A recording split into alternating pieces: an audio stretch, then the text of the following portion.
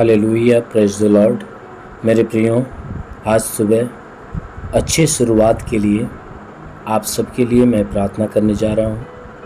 आइए, प्रार्थना शुरू करने से पहले मैं एक वचन, आज के सुबह की वचन आप सभी के लिए लेने जा रहा हूँ। आइए उस वचन को हम देखते हैं। यशायाह भविष्यवक्ता की पुस्तक अध्याय 53 वचन 4 से। यशायाह भविष्यवक्ता की पुस्तक अध्याय 53 वचन 4 से। आइए देखिए। निश्चय उसने हमारे रोगों को सह लिया और हमारे ही दुखों को उठा लिया, तो भी हमने उसे परमेश्वर का मारा कूटा और दुर्दशा में पड़ा हुआ समझा। परंतु वह हमारे ही अपराधों के कारण घायल किया गया, वह हमारे अधर्म के कामों के कारण कुचला गया। हमारी ही शांति के लिए उस पर ताड़ना पड़ी कि उसके कोड़े खाने से हम लोग चंगे हो जाएं।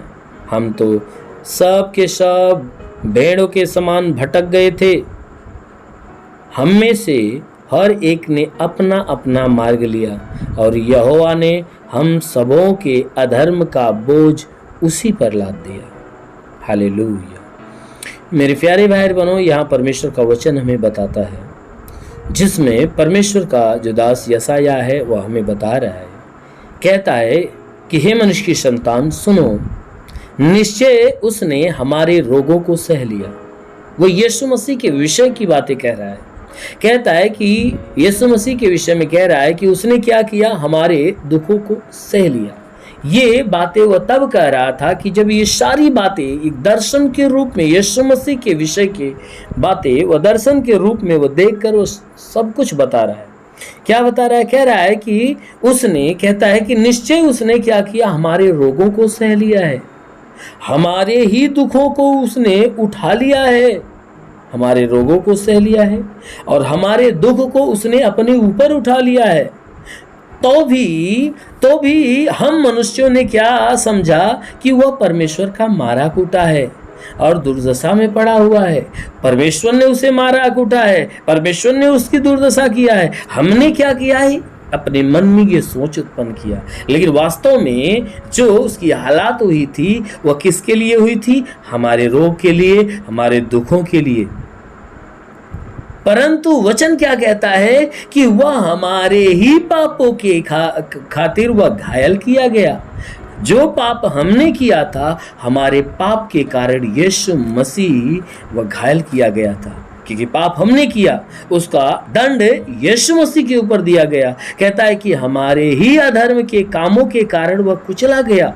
वह जो मारा गया, पीटा गया, कुचला गया, वह किसके लिए? हमारे अधर्म के कामों के कारण। जो हमने अधर्म का काम किया, गलत काम किया, बुरा काम किया, उसके बदले में उस सारी ताड़नाएं किसको सहनी पड़ी? यीशु मसीह को सहनी पड़ी। कह रहा है कि हमारी ही शांति के लिए उस पर ताड़ना पड़ी। कहता है कि हमारे जीवन में शांति आ जाए, क्योंकि हम अशांति में थे, इसलिए हमारे जीवन में वो शांति देने के लिए उसने क्या किया कि उसने हमारी ताड़ना को अपने ऊपर ले लिया।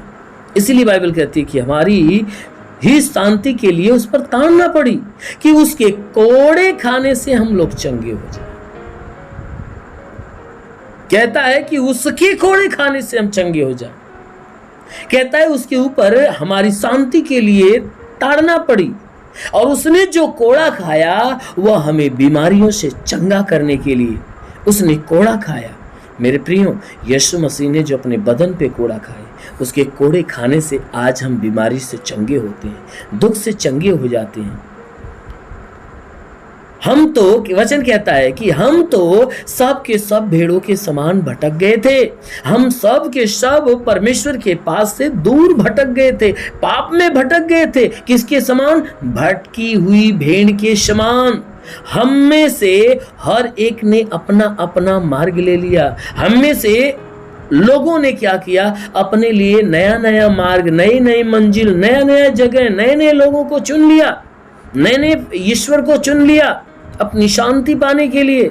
इसीलिए वचन कहता है कि हम में से हर एक ने अपना अपना मार्ग लिया, लेकिन यहोवा ने क्या किया, परमेश्वर ने क्या किया, हम सभी लोगों के अधर्म का बोझ अपने पुत्र के ऊपर अर्थात यीशु के ऊपर लाद दिया। हम सब ने तो अपना मनमानी जीवन जीने के लिए रास्ता अपना लिया, लेकिन परमेश्वर जो धन्य परमेश्वर है, जो हम सबको बचाने के लिए हमारे पाप का बोझ उस यीशु के ऊपर लाद दिया, और यीशु के ऊपर लाद दिया ताकि वह हमारे अपराध के कारण घायल किया जाए, हमारे पाप के कारण वह कुचला जाए, हमारी शांति के लिए ताड़ना खाए, हमें चंगा करने के लिए वह कोड़े खाए। परमेश्वर ने अपने पुत्र यीशु मसीह को हमारे लिए उसने क्या किया, हमारे पाप को उसके ऊपर लाद कर उसने हमें पाप से मुक्त करने के लिए अपने पुत्र को उसने क्या किया, हमारे पाप के लिए बलिदान कर दिया।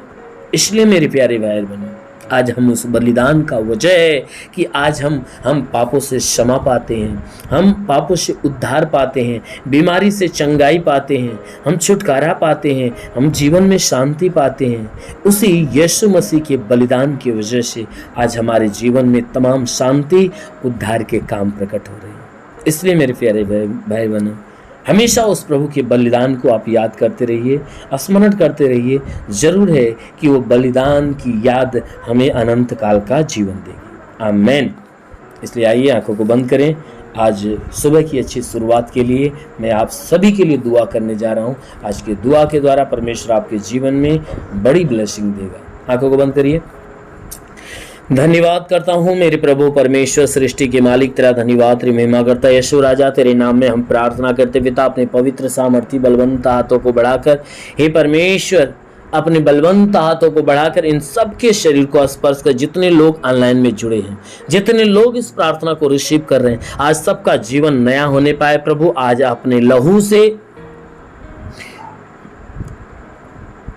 आज अपने लहू से हर एक के शरीर को धो दे मेरे राजा, ताकि तेरे लहू के धुलने से सबकी शरीर भली चंगी हो जाए। शरीर में जितने रोग हो, बीमारियों, सब खत्म होने पाए इनके जीवन में। हे परमेश्वर, इनके ऊपर जो पाप का बोझ है प्रभु, तेरे लहू के धोने से वो सारा पाप धुलने पाए पिता। इन्हें पाप से मुक्त कर, और हे परमेश्वर, इनके मन को नया कर, हृदय को नया कर, इनके द्वारा दोबारा पाप न होने पाए। ये बुराई से घृणा करे, भलाई के कामों को ग्रहण करने पाए। हाँ मेरे महान परमेश्वर, मैं प्रार्थना करता हूँ आज इनके जीवन में बड़े और अद्भुत काम होने पाए। हे परमेश्वर, इनके जीवन की निराशाएं खत्म होने पाए, इनके जीवन में एक नई ब्लेसिंग होने पाए, ताकि जितने बीमार हैं प्रभु यीशु तेरे नाम में चंगे हो जाए। जितने दुष्ट आत्मा से ग्रसित है वे छुटकारा पाए। हे परमेश्वर, हर एक के जीवन में तेरे उद्धार और कल्याण की आशीष होने पाए। नाना प्रकार की जो बीमारियां हैं, छोटी से छोटी और बड़ी से बड़ी भयानक बीमारी, आज अभी यीशु के नाम में वह निकल जाए। हे परमेश्वर, सब के सब बीमारी से चंगे होने पाए। पेट के अंदरूनी हिस्से की बीमारी, शरीर के बाहरी हिस्से की बीमारी, शरीर के भीतरी हिस्से की बीमारी यीशु के नाम से चला जाए। जिसको संतान नहीं हो उसे परमेश्वर संतान देकर आशीष दे। जो दुष्ट आत्मा से ग्रसित है वो छुटकारा पाए यीशु के नाम में।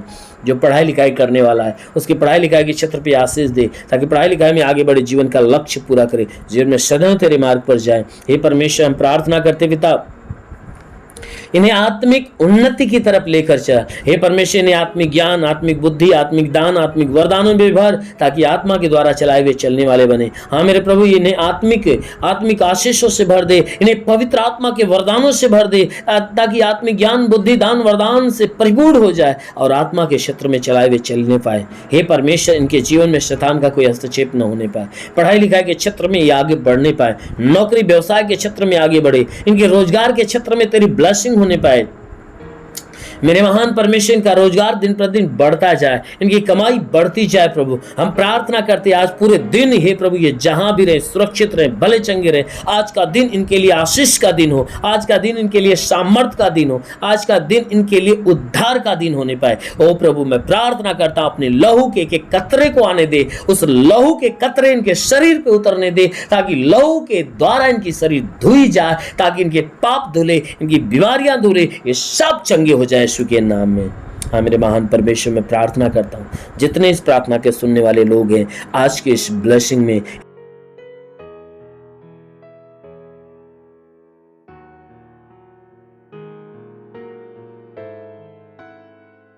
इस वीडियो को लाइक करें, हमारे चैनल को सब्सक्राइब कर बेल आइकन जरूर प्रेस करें हमारी लेटेस्ट वीडियो सबसे पहले देखने के लिए।